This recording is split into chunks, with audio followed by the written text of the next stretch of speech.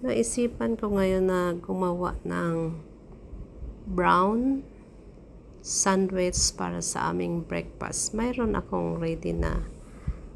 Naka-ready na ang fry egg natin. Tapos naka-ready na rin ang aking sliced tomato. At ang aking ilagay dito ay slice na avocado. Dahil mayroon akong avocado dito na hinog na siya, pan kong gawin ng pandagdag ito sa sandwich. Kasi nakikita ko yung ibang sandwich ay mayroon ding avocado.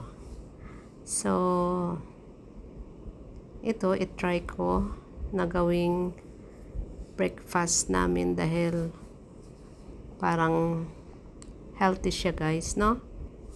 So, naisipan kong gumawa ng sandwich, avocado sandwich with salmon. No, nagdagdag ako ng slice na lettuce with coriander para maging medyo dumami siya or maganda dahil healthy din ang lettuce at saka gusto ko rin na may veggies ang aking gagawing sandwich. So guys, mayroon din akong smoked salmon na idagdag.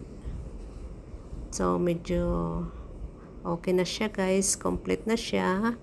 Mayroon na siyang carbo, mayroon siyang protein, mayroon na rin siyang fish. So, okay na sa akin ito. Kasi gusto kong kumain ng hindi lang natin nakikita sa labas, kundi mas prepare ko na gumawa ng sandwich sa bahay. Dahil alam kong healthy ito. Guys, ito kasi nakikita ko lagi sa labas na medyo may pagkamahal siya. So, mayroon naman ditong ingredients sa bahay. So, in-try ko siya. At saka, very healthy naman siya kasi brown naman ang ating bread.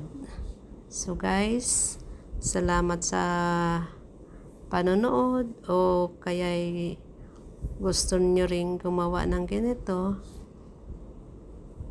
Complete diet na rin siya, guys, dahil mayroon na siyang omega-3 na galing sa salmon, mayroon siyang vitamin E galing sa avocado. So, okay na ako dito, guys. Thank you for watching, guys. Salamat. Don't forget to subscribe my channel. Please like, subscribe, and share. Thank you, guys. God bless.